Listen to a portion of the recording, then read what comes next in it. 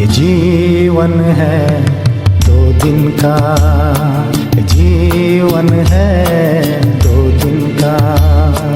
यीशु के pass तुम आओ, यीशु के pass तुम आओ। ये जीवन है 2 दिन का, ये जीवन है 2 दिन का।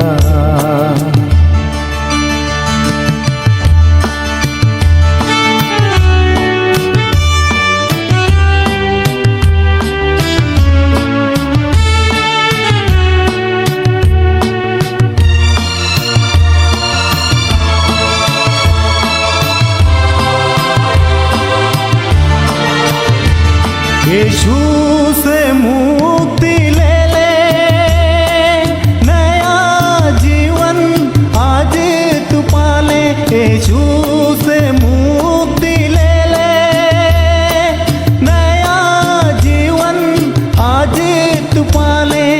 नया जीवन आज तू पाले, नया जीवन आज तू पाले।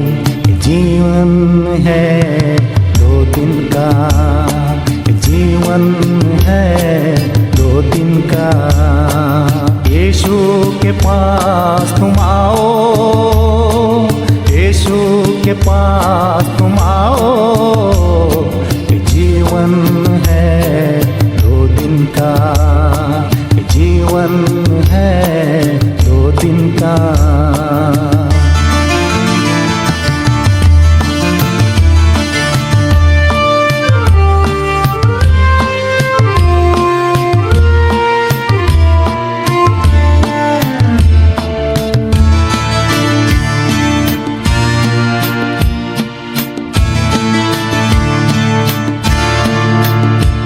यीशु के पीछे चलना, तूफानों से तू ना डरना।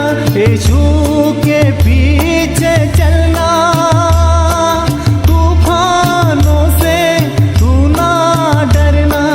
तूफानों से तू ना डरना, तूफानों से तू ना डरना। जीवन है 2 दिन का, जीवन है 2 दिन का।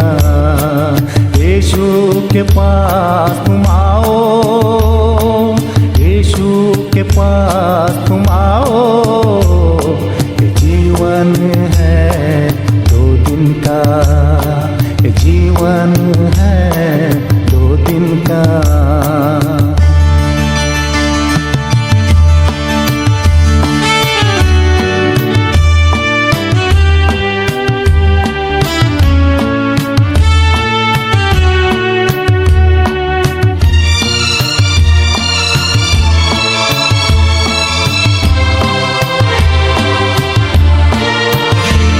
आशा यीशु पे रखना, आगे आगे बढ़ते रहना।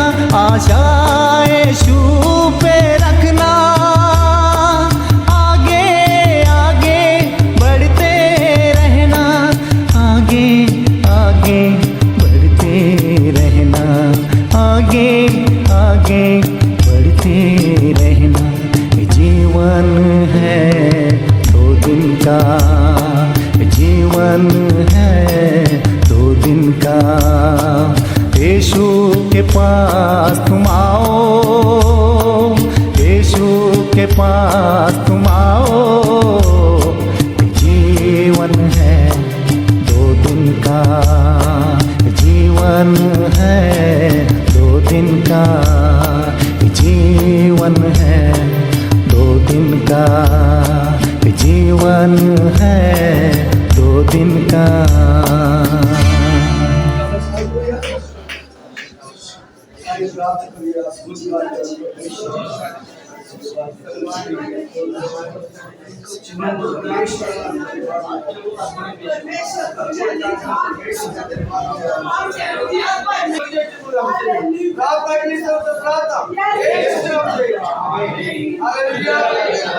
Hallelujah.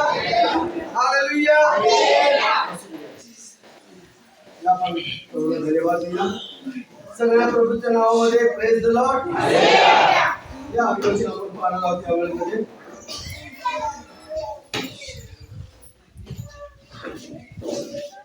मनुष्यासाठी काय काय चांगलं आहे आणि मनुष्याला काय चांगलं आहे हे आजवचन पाहणार आहोत. मनुष्य के लिए क्या अच्छा है, मनुष्यासाठी काय चांगलं आहे. शास्त्रामध्ये आपण बघणार आहोत. बायबल आम्हाला काय शिकवते त्याच्या अभियोजनेकडे, देवाच्या अभियोजनेकडे आपण लक्ष लावणार आहोत. तर पहिली गोष्ट आहे, परमेश्वर की सृजी गई हर एक वस्तू अच्छा आहे. म्हणजे प्रत्येक देवाने जे बनवलेलं आहे ते प्रत्येक गोष्ट चांगला आहे. उत्पत्ती याचा पहिला अध्याय आणि 31 वचन पहा. ದೇವರು ತಾನು ಸೃಷ್ಟಿಸಿದ್ದನ್ನೆಲ್ಲ ನೋಡಿದಾಗ ಅವು ಆತನಿಗೆ ಒಳ್ಳೆಯದಾಗಿ ಕಂಡವು. ಹೀಗೆ ಸಾಯಂಕಾಲ ಮುಂಜಾನೆ ಆದಿ ದಿನವಾಯಿತು. या ठिकाणी पाहत आहे उत्पत्ती 1 आणि 31 मध्ये, आपण केलेले सर्व फार चांगले आहे असे देवाने पाहिले. संध्याकाळ झाली व सकाळ झाली, हा 6वा दिवस. या ठिकाणी पाहत आहे अभिवचन परमेश्वराचं जे देवाने निर्माण केलेलं आहे ते सर्व अभिवचन आम्ही पाहत आहोत. आणि उत्पत्ती 1 आणि 31 मध्ये आम्ही पाहिलं, आपण केलेले सर्व फार चांगले आहे असे देवाने पाहिले. देवाने जे काही निर्माण केलं आणि केल्यानंतर त्यांनी त्याची पडताळणी केली परमेश्वराने आणि देवाला दिसून आलं जे काय देवाने केलेलं आहे ते चांगलं आहे. त्यानंतर आम्ही पाहतो या ठिकाणी या अभिवचनामध्ये, संध्याकाळ झाली व सकाळ झाले, 6 दिवसापर्यंत करून देवाने 7वा दिवस आशीर्वाद देऊन पवित्र केला, कारण सृष्टी निर्माण करण्याचे काम संपूर्ण त्याने त्या दिवशी विसावा घेतला. तर अद्भुत रीतीने 1 ते 6 दिवसापर्यंत देवाने सर्व काय घडवलं आणि 7व्या दिवशी त्या घडवलेल्या गोष्टीला 7व्या दिवशी आशीर्वाद देऊन पवित्र केलं आणि त्यानंतर परमेश्वराने विसावा घेतला असं हे शास्त्र सांगत आहे. तर देवाचा स्तुती असं, परमेश्वर जे काही घडवलं ते चांगलं आहे. आणि मनुष्याला काय चांगलं आहे हे बी आम्ही पाहत आहोत. अभिवचन पहिला तिमोथी 4 आणि 4 बघा. पहिला तिमोथी 4 आणि 4 पहा.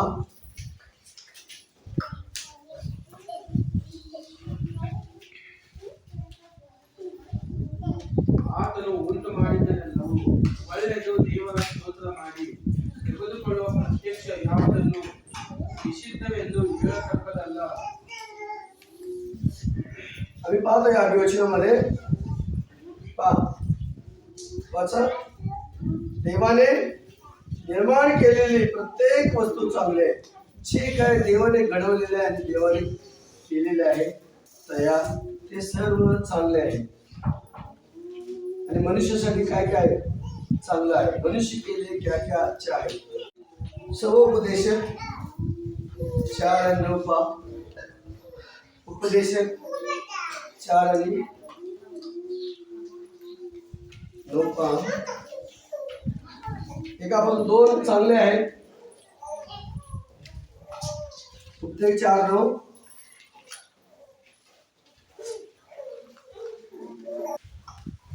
देवाचा स्तुती असो या वचनाने पाठावर. हे पायाकडे आहे लिहिलेलं, एकट्यापेक्षा दोघे बरे, कारण त्यांच्या श्रमाचे त्यांना चांगले फळ प्राप्त होते. काय म्हणता अभिवचन? ಒಬ್ಬನಿಗಿಂತ ಇಬ್ಬರು ಲೇಸು, ಅವರ ಪ್ರಯಾಸಕ್ಕೆ ಒಳ್ಳೆಯ ಲಾಭ. तर या ठिकाणी आम्ही पाहत असताना परमेश्वराने किती सुंदर रीतीने तुमच्या जीवनाला त्याने रचलेलं आहे. मनुष्य एकटे असू नये म्हणून त्यांना दोन केलेले आहे, स्त्री आणि पुरुष स्वरूप मध्ये, आणि हे जग चालत आहे. या जगाला परमेश्वर आशीर्वादाद्वारे चालवित आहे. म्हणून ही तिसरी गोष्ट आम्ही पाहूया. देवाचं स्तुती करणं हे चांगलं आहे. परमेश्वर का भजन गाना अच्छा है. स्तोत्र 147 आणि 1 वाचा. ಯೆಹೋವನನ್ನು ಸ್ತುತಿಸಿರಿ, ಆತನು ಒಳ್ಳೆಯವನು. ನಮ್ಮ ದೇವರನ್ನು ಸಂಕೀರ್ತಿಸಿರಿ, ಆತನನ್ನು ಸ್ತುತಿಸುವುದು ಒಳ್ಳೆಯದು, ಸಂತೋಷಕರವಾಗಿದೆ. का म्हणतो बघा शास्त्र, देव चांगला आहे. पहा, त्याच्या गुणगान आम्ही गायला पाहिजे. शांत बसू नये, देवाच्या बाजूने, त्याची बाजूने आम्ही त्याचे स्तवन केलंच पाहिजे. काय म्हणतोय? परमेश्वराचे स्तवन करा, कारण परमेश्वराचे काय करा?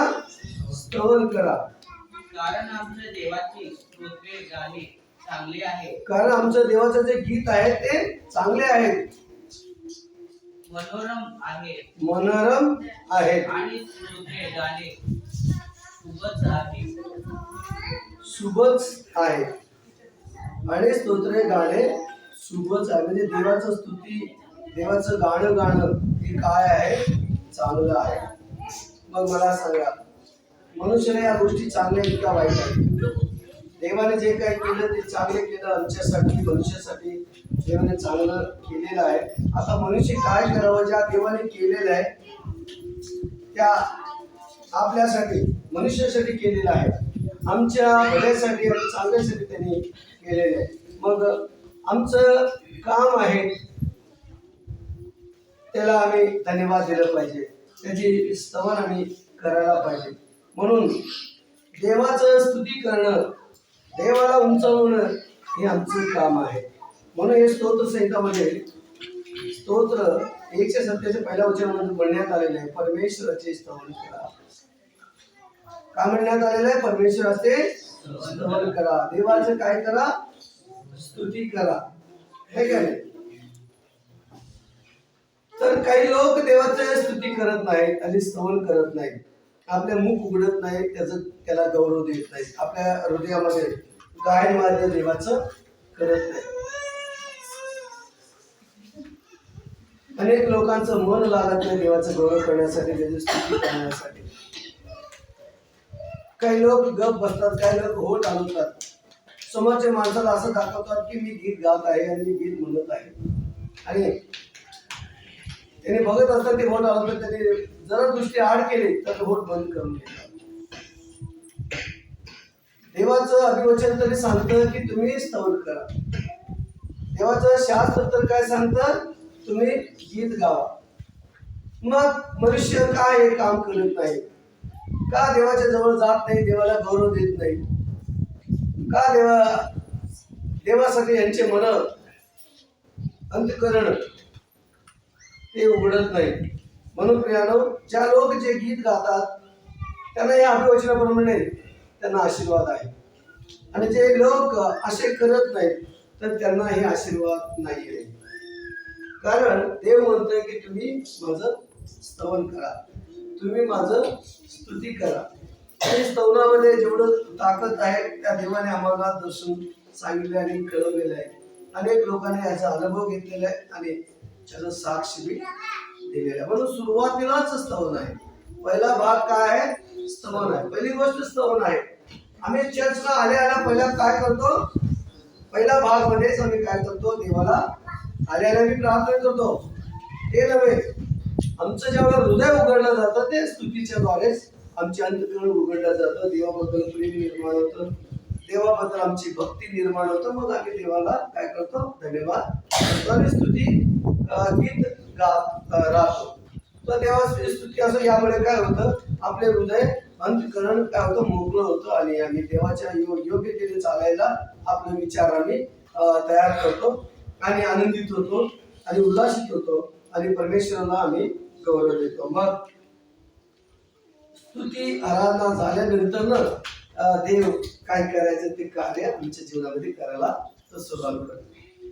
मी गप बसलो किंवा कोणी गप बसले तर देव त्याच्यासाठी कार्य सुरुवात करत नाही. त्याच्यामध्ये जर भक्ती निर्माण होत नाही, देवासाठी त्याने आदर देऊन, महिमा देऊन, गौरव करत नाही, तर देव त्याच्यासाठी तो शांत बसलेला आहे. हालचाल करण्यासाठी परमेश्वर आहे. जे लोक हालचाल करतात हे करे, ते जे लोक हालचाल करतात त्यांच्यासाठी परमेश्वर आहे. जे लोक हालचाल करत नाही, गरम शांत स्तब्ध राहतात, त्यांच्यासाठी देव कसं कार्य करणार आहे का नाही? तर देवासाठी असून प्रत्येकांची हृदय इकडं देवाकडे वळवा आणि प्रत्येकांची नजर इकडं वळवा. दरबारमध्ये परमेश्वरच्या पवित्र स्थानामध्ये लोक जागृत राहणारे लोक असायला पाहिजे. लोक जीवित असायला पाहिजे, जिवंत असायला पाहिजे, देवाचे मान राखणारे, ऐकणारे, आशीर्वाद घेणारे लोक असायला पाहिजे, ना झोपा काढणारे लोक. आणि जर ते झोपत असेल तर ते शरीराने झोपत नाही, तर ते काय कसं झोपत आहे? दुष्ट शक्तीच्या ताब्याने ते लोक झोपत आहेत. या लोकांना जागृत करणे कठीण आहे. या सैतानी बाधामध्ये झोपलेल्या लोकांना जागृत करणे कठीण आहे. तरी पण तो परमेश्वर आपला आशीर्वाद या लोकांना झोपेतून उठवतो. विचार करा, मला का झोप येत आहे? एवढं सकाळी सकाळी मला का झोप येत आहे? याचा अर्थ एकच आहे, तर मी प्रभूमध्ये अजून मी चाण्यामध्ये कमजोर आहे. मी प्रभूमध्ये स्थिर नाही अजून. भले मी सुंदर दिसत आहे, परंतु मी आत्म्याने अजून कमजोर आहे. म्हणून मला आत्म्याने बलवान व्हायला पाहिजे. है का नाही? आत्म्याने मला काय व्हायला पाहिजे? बलवान व्हायला पाहिजे. आणि मी माझी तयारी करून घ्यायला पाहिजे. प्रभूमध्ये माझी उपस्थिती असणं हे गरजेचं आहे. एक शास्त्रामध्ये एक अभिवचन आहे, मेलेले लोक गौरव करतात. देवाचं मेलेले लोक गौरव करतात का? मरे हुए लोग खुदा का इबादत करते क्या? करते? क्यों नहीं करते? वो लोग मर गए, जीवित नहीं. ते लोक मरण पावलेले ते देवाचा गौरव करतात. परंतु परमेश्वर मी मेलेल्यांचा देव नाही, मी कोणाचा देव आहे? जिवंताचा देव आहे. म्हणून मला माझा देव असायला पाहिजे, तर मी जीवित असायला पाहिजे. झोप काढू नये. मग झोप काढत आहात तर तुम्ही सैतानाच्या बाधामध्ये आहात आणि तुम्हाला त्याच्यापासून मुक्त होण्यासाठी तुम्हाला कोशिश करायचं आहे, अभिवचनाकडे लक्ष द्यायचं आहे, देवाचं भक्ती आराधना करायचं आहे. मग या सर्व गोष्टी केल्या तर तो सैतान तुम्हाला सोडून जाणार आहे. अन्यथा त्या सैतानाच्या बाधामध्ये तुम्ही रोज तुमची आत्मिकती कमी होणार आहे. तुम्ही आत्म्याने राहणार नाही. तुम्ही काय सुचवते, काय कळवते, तुम्हाला अर्थ होत आहे का? जागे राहा, जागे राहा. जागेनेच त्या 10 कुवारातले 5 कुवारे देवाच्या सोबत गेलेले आहेत आणि जे झोपेचे स्वरूप आहेत त्यांना देव ओळखत नाही. मला देव ओळखायला पाहिजे, म्हणून मी देवाच्या उपस्थितीमध्ये असायला पाहिजे. समजून घ्या, या झोपेचं रहस्य मी तुम्हाला कळवू इच्छित आहे. शरीराने सकाळी झोप येत नाही, तर काय येतं? सैतानाच्या भागामध्ये. म्हणून प्रियानो, आम्ही जागृत राहणे गरजेचं आहे. म्हणून आम्ही प्रभूमध्ये स्वस्थ राहणं, मस्त राहणं हे महत्वाचं आहे. लोकांना समजत नाही, लोकांना कळत नाही की यांना काय बाधा झालेला आहे. त्रास असलं तर तुम्हाला समजतं की बाबा मला त्रास होत आहे, गुडघे दुखत आहे, पाय दुखत आहे, काय दुखत आहे. परंतु जर सैतानी बाधा घेतलं तर कळतं, ते बी आत्मिक राहिलं तर सुद्धा, अन्यथा कळणार नाही ते झोप काय येत आहे. आणि माझे म्हणजे काही काही लोकांना सैतानी बाधा घातलेलं म्हणजे शरीर दुखत नाही म्हणायचं नाही. समजा एखाद्याला मारून टाकलं आणि ते भूत त्याला पकडलं, मग त्यांनी कसं करताय? ते तसंच करताय जसं त्यांनी करत आहे. बरोबर ना? परमेश्वर आम्ही गौरव देऊया, धन्यवाद देऊया. कारण ज्या अवस्थेमध्ये तो मरण पावलेला तीच अवस्था त्या व्यक्तीला त्यांनी करत राहत आहे का नाही? शरीराचं मर्म आम्ही ओळखून घ्यायला पाहिजे. शरीराने जे दुखत असेल त्या गोळ्याने कमी होतात का? होत नाही. अंगदुखी, पाठदुखी या सर्व गोळ्याचे इलाज होतात आहे का नाही? त्या सगळ्या गोष्टी कमी होतात टॅबलेट घेऊन, आहे का नाही? व्यायाम करून, काय काय अवस्था करून, खाऊन पिऊन. परंतु दुष्ट आत्म्याची जर बाधा होत असेल तर त्याला कळतच नाही त्रास कुठून व्हायला नाही. आणि कसं व्हायला लागेल. त्याने हेच म्हणतं मनुष्यासाठी विचार करतो, माझं पाय दुखतंय, माझं पोट दुखतंय, हे का नाही. महत्वाच्या वेळेमध्ये तुमची मोबाईल स्विच ऑफ करा. आता आमचं महत्वाचा वेळ आहे. चर्चमध्ये आले की केवळ माझा मोबाईल चालू असणार, तुमचे मोबाईल स्विच ऑफ असणार. कारण चर्चमध्ये असं लिहिलेलं असतंय, प्रत्येक ठिकाणी मोबाईल स्विच ऑफ करा म्हणून लिहिलेलं असतंय, आहे का नाही. लोकांना कळण्यासाठी लेबल लावलेले असतात, आपण या ठिकाणी लावलेले नाही. आपण तोंडाने कळवतो तुम्हाला. देवाच्या पवित्र स्थानामध्ये असं किती बी आज तुमचं महत्वाचं काम असलं तर त्या कामाने तुम्ही काय करायचं आहे, थोडा वेळ 1 तास 2 ताससाठी तुम्ही काय करायचं आहे, आपलं कामाला बंद करायचं. त्याच्यावर उठून बी जाऊ नका. तुमचं किती बी महत्वाचा मोबाईलचं म्हणजे कोण व्यक्तीचं तुमचं रिंग वाजत असेल तरी बसलेल्या ठिकाणी उठून जाऊ नका. जर करत असाल तर तुम्ही देवाच्या विरुद्ध एक कार्य करत आहात. तुम्ही जर इथं उठून जर बाहेर गेला मोबाईल घेऊन, नाही तुमचं महत्वाचं, मी म्हणतो तुमचं प्राणही एवढं महत्वाचं काही नसेल. मला असं वाटतं तुमच्या जीवापेक्षा महत्व काय नाही ना. जीव गेला तर तुम्ही बोलू शकता का कोणाला बरोबर. म्हणून हे लक्षात ठेवा, जीव देणारा आणि जीव काढणारा तो परमेश्वर आहे. पण याचं भान तुम्हाला असायला पाहिजे. आणि कुणी याची करू नका. चर्चमध्ये एकदा बसलं सुटेपर्यंत अजिबात तुमचं लक्ष विचलित करू नका. तिकडं बघू नका, इकडं माझ्याकडे बघा, काय का नाही. इकडं मी तुम्हाला कळवी त्याच्याकडं बघा. तर हे तिसरी गोष्ट मी पाहिलं, परमेश्वर का भजन गाणं अच्छा आहे. देवाचं स्तुती करणं हे चांगलं आहे. अजून एक पर्याय आहे तुमच्या सगळ्यांची, झोप येता येईल ना त्या व्यक्तींसाठी. ज्यांना असं जर सतीच असेल घरी जावा, बसा किंवा चर्चमध्ये गीत गात बसा, काहीच करू नका, गाणं म्हणत बसा. बघा तुमचं असलेल्या शरीरातलं अंगातलं सगळं भूत कसं पडतंय आणि तुमचं झोप कसं पडतंय. स्तोत्र संहिता हो बहनावाद आहे पहिलं वचन. हो बरे ಸ್ತುತಿಸುವುದು ಮಹೋನ್ನತನಾದ ದೇವರೇ, ನಿನ್ನ ಹೆಸರನ್ನು ಕೊಂಡಾಡುವ ಯುಕ್ತವಾಗಿದೆ, ಏನಾಗಿದೆ, ಯುಕ್ತವಾಗಿದೆ. ನಿನ್ನ ಹೆಸರು ಕೊಂಡಾಡೋದು, ನಿನ್ನ ಹೆಸರನ್ನು ಕೊಂಡಾಡುವುದು ಯುಕ್ತವಾಗಿದೆ. तुझं नाव म्हणजे वारंवार घेणं. वाचा मराठीमध्ये 92. शब्दात दिवशी गायचे संगीत स्तोत्र. परमेश्वराचे उपकार स्मरण करणे, परमेश्वराचे उपकार स्मरण करणे, ते परात्परा तुझ्या नावाची स्तोत्रे गाणे, तुझ्या नावाची स्तोत्रे गाणे चांगले आहे. चांगले आहे. बघा देवाला धन्यवाद द्यायचं किती चांगलं आहे. त्याचं परस्पर काय तुझं स्तुती, त्याला गौरव करणे किती चांगलं आहे. म्हणून देवाला धन्यवाद देणे हे चांगलं आहे. चांगलं आहे ना. मग मी देवाला धन्यवाद दिलं पाहिजे का. मी गीत गाणं हे चांगलं आहे ना देवाबद्दल, हे का नाही. मी बसलो चर्चमध्ये नाही, मी कशाला आलो चर्चमध्ये, गप बसायला आलो. गप बसायचं असलं चर्चला न येणं हे चांगलं आहे. घरामध्ये बसायचं. देवाचा आशीर्वाद पाहिजे तुम्हाला, तुमच्या जीवनामध्ये आशीर्वाद पाहिजे. तुम्हाला सर्व बंधनापासून सैतानाच्या बंधनापासून मुक्त पाहिजे. तुम्हाला चांगलं होणं पाहिजे, आशीर्वाद मिळून घ्यायला पाहिजे. तर आपलं मुख उघडा, देवाचा गौरव करा. धन्यवाद स्तुती योग्य आहे. म्हणून प्रियानो आम्हाला गप बसणं यासाठी देवाने बनवलेलं नाही. आम्हाला सगळ्या गोष्टीसाठी परमेश्वर सुंदर रीतीने बनवलेलं आहे.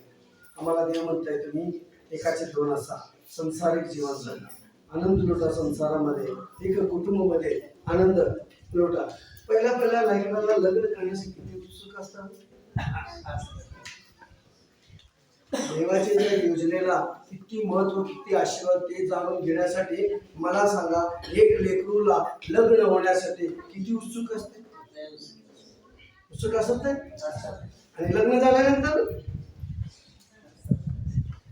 दोन्ही सांगा मला. लग्न होण्या अगोदर किती उत्सुक असते आणि लग्न झाल्यानंतर ना खामोश असते. कारण त्याने ते जे परिस्थिती आहे त्याने जाणवलेलं आहे, काय का नाही, अनुभवलेलं आहे. मग आता त्याने काय आहे, कुटुंबाला घेऊन चाललेलं, आता लेकरं बाळांना जबाबदारी त्याच्या जीवनासाठी वाटलेली. आहे का नाही? देवाचा स्तुती असं या देवानेच केलेलं आहे. हे सर्व कार्य परमेश्वरानेच केलेलं आहे. प्रभूला आपण धन्यवाद देऊ. जे आमच्यासाठी परमेश्वर केलं ते चांगलं आहे आणि आम्हाला या गोष्टी चांगल्या आहेत आणि आम्हाला काय करायचं आहे हे आम्ही आज पाहत आहोत. मनुष्यासाठी किती चांगल्या चांगल्या गोष्टी देवाने केलेल्या आहेत आणि देवासाठी मनुष्याने काय काय करावं आणि कुठली कुठली इच्छा बाळगावं परमेश्वर सुद्धा हे आम्हाला कळवतं. त्या देवाने आम्हाला आमच्या जीवनासाठी चांगलं केलं आणि गप बसवलं.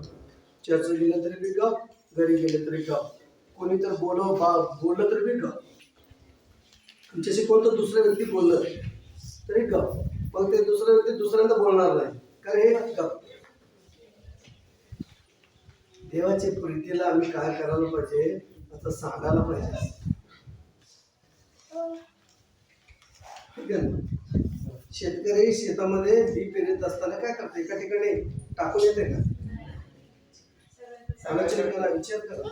एका ठिकाणी टाकलं, एका ठिकाणी खांबासारखं होऊन जात आहे. काही होतं, काही नष्ट होतात. एकावरती पडल्यानंतर बी नष्ट होतात. ते काय करते? लाईन सिरी पेरतंय. सगळं जमीन मोठं, हे 2 एकर 5 एकर 10 एकर पेरतंय. 20 एकर ज्याच्याकडे शेत तेवढे एकर पेरत आहे आणि नंतर बघताय तर हिरवगार जमीन भरलेलं असतं. देवाची भीती असंच आहे. तुम्ही पेरा तुमचं प्रेम देवाचं, हे का बरोबर आहे ना? देव रक्षण करते. मला आमच्या जीवनमध्ये आहे ना, आम्ही सगळ्या गोष्टी विचार करतो. त्यामुळे मी सगळं काही चांगलं केलेलं आहे. आता मला काय चांगलं राहायचं हे मी शिकायला पाहिजे ना, म्हणून आज तुम्हाला सांगू इच्छित आहे. सगळ्या लोकांचा न्याय करताय. तुझा स्वर्गमध्ये आणि तुझा नरकमध्ये है ना. देवाची स्तुती असं पहा. परमेश्वर त्या ठिकाणी उघडून आला कळतं. त्यानंतर आदिवासी मराठीमध्ये वाचत आहे भजन 73 स्तोत्र 73-28. माझ्याविषयी म्हटले तर माझ्याविषयी आता माझा विषय मला आहे लागलेला.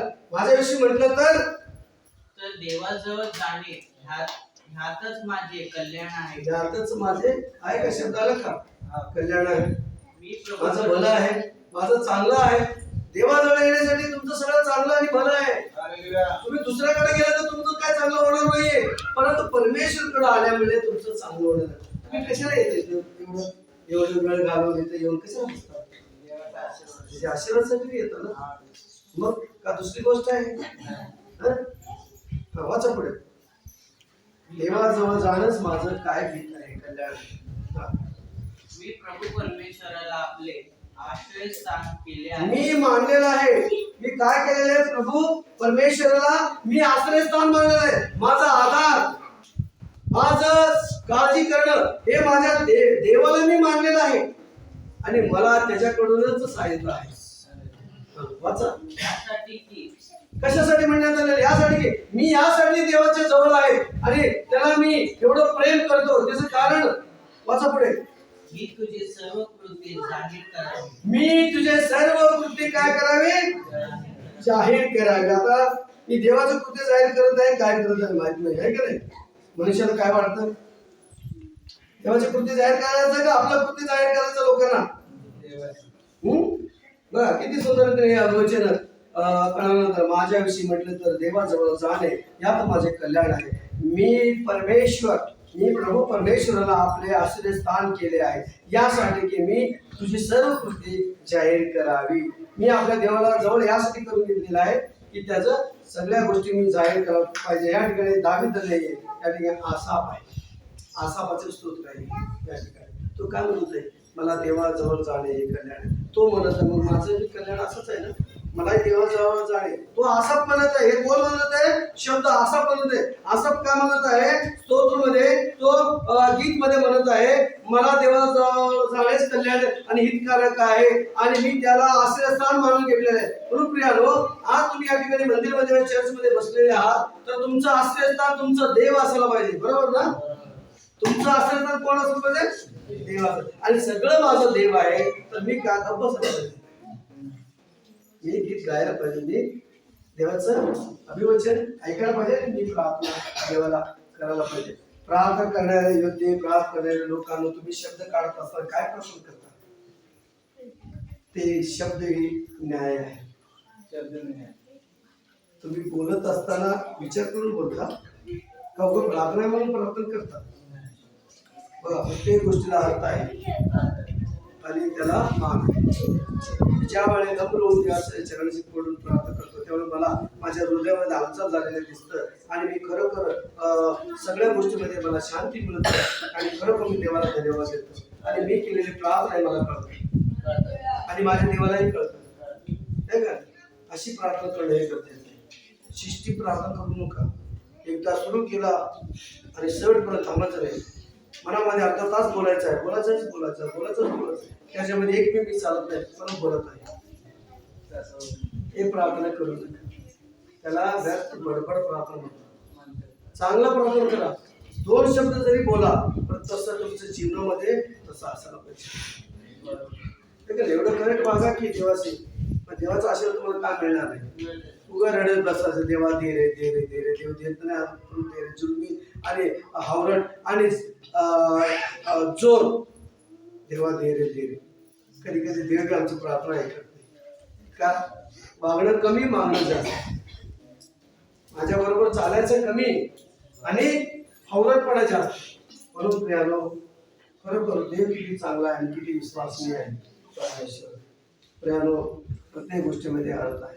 उगा असं प्रार्थना करू नका, उगाच असं मागणी करू नका, उगाच असं राहू नका. जर राहायचं असेल देवामध्ये तर सगळ्या गोष्टीमध्ये परफेक्ट आणि चांगला.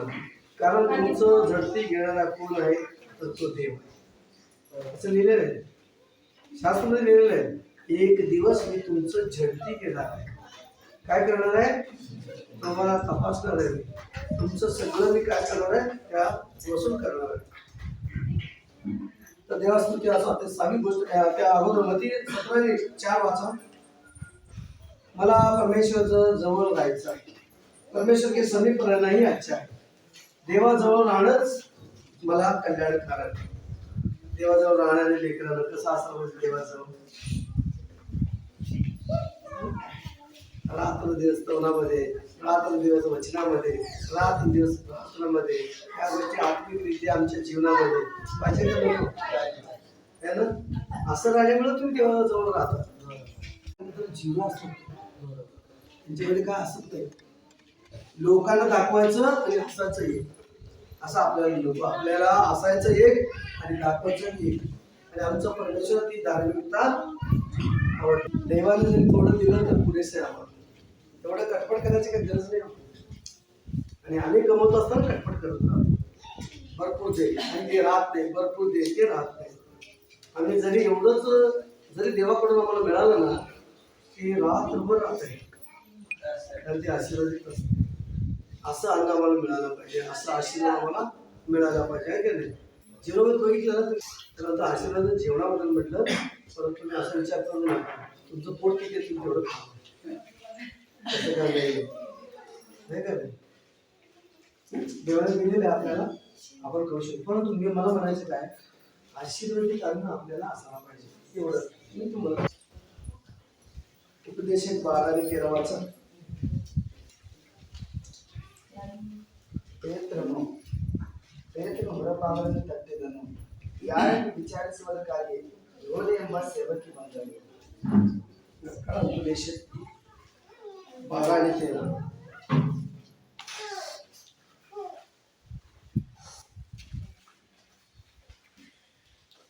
तरी पण प्रभूमध्ये एक शांती मिळणं मुश्किल आणि कठीण आहे असं मला वाटतं.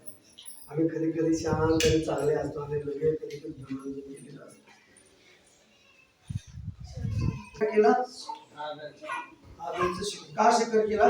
त्याचं मन मोकळं होतं आणि त्यांनी पूर्ण मनापासून त्यांनी ते अर्पण त्याला देतो आणि आभारचा तो अर्पण स्वीकार करतो. ज्यावेळेला कायनाने मुठीवर घेतो देण्यासाठी परमेश्वराला, मग त्याला संशय येतोय, अरे एवढं कशाला देऊ देवाला मी. मग त्या मुठीतनं अर्धा मुठी काढून परत आपल्या त्या खाली त्याने ठेवतो. पण त्याच वेळेला परमेश्वर ते अर्पण तो काय करतो? मान्य करतात. त्यामध्ये कधी देवाला संतुष्ट होते, कधी असंतुष्ट होते. मी म्हणतो जगाचा सोडा, आमच्या ठिकाणी आमच्या देवाला संतुष्ट होण्यासाठी कार्यभाग करायला पाहिजे. बरोबर ना?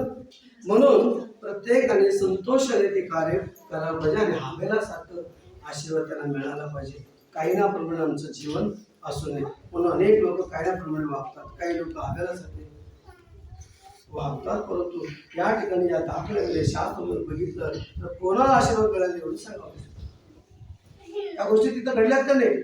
हेच असताना हे एक वचन पाहणार आहोत, परमेश्वर की आज्ञा पालन करणार. बघा तेच अभिवचन आम्ही बोलत आहे, जे आम्ही बोलत तेच म्हणजे परमेश्वरचं काय करायचं, आज्ञा पालन करायचं, त्याचे शब्द पालन करायचं. आता हे शब्द किती जण तुम्ही पालन करता तेवढं तुम्ही अभिवचनाप्रमाणे वागत आहात. चला रोमकरास पत्र 7 आणि 12 वाचा. रोम 7 आणि 12 वाचा. आज खरोखर अद्भुत आहे आज ಬಾಯಿಬಲ್. ಈಗಿರಲಾಗಿ ಧರ್ಮಶಾಸ್ತ್ರವು ಪರಿಶುದ್ಧವಾದುದು ಮತ್ತು ಆಜ್ಞೆಯು ಪರಿಶುದ್ಧವು ನ್ಯಾಯವು ಹಿತವೂ ಆಗಿರುವಂಥದ್ದು ಸರಿ. वाचा मराठीमध्ये रोम 7:12. तरी पण नियमशास्त्र पवित्र आहे तरी पण नियमशास्त्र काय आहे? पवित्र आहे. हा पुढे. आणि आज्ञा पवित्र. आणि आज्ञा काय आहे? पवित्र आहे. शब्द देवाचं मानायचं ही गोष्ट हे शब्द पवित्र आहे. पुढे. यथा न्याय व उत्तम आहे. यथा न्याय उत्तम आहे म्हणजे असं मानण्यामध्ये एक न्याय आहे आणि एक अन्याय आहे. असं बरोबर असलं तर न्याय आहे. पुढे समजलं का? तर शेवटचं वचन आहे आता 7वं शब्द आहे मनुष्य के लिए अच्छा चरवा येशू. आमच्यासाठी आमच्या मनुष्यासाठी चांगलं चरवा कोण आहे? प्रभू ख्रिस्त. आमच्यासाठी सगळं चांगलं करणारा कोण आहे? परमेश्वर. या आमच्यासाठी देव आहे. त्यापेक्षा योहान 10 आणि 11 पहा. सगळे आनंदित आहात असेल तर वाचा. मी उत्तम मेंढपाळ आहे. मी उत्तम मेंढपाळ आहे. जसा पिता मला ओळखतो जसं पिता मला ओळखतो, प्रभू ख्रिस्त म्हणत आहे, व मी पित्याला ओळखतो. मी पित्याला ओळखतो. जसे जे माझे आहे जे माझे आहे त्यांना मी ओळखतो. त्यांना मी ओळखतो. माझे जे आहे त्यांना मी ओळखतो असं परमेश्वर म्हणतो. जे लोक माझे आहेत त्यांना मी ओळखतो म्हणतो परमेश्वर. आता देव तुम्हाला ओळखला असेल. आता या क्षणी तुम्हाला सगळ्यांना ओळखलं परमेश्वराने. ओळखलं ना? देवाने ओळखलं. आता तुमच्या मनामध्ये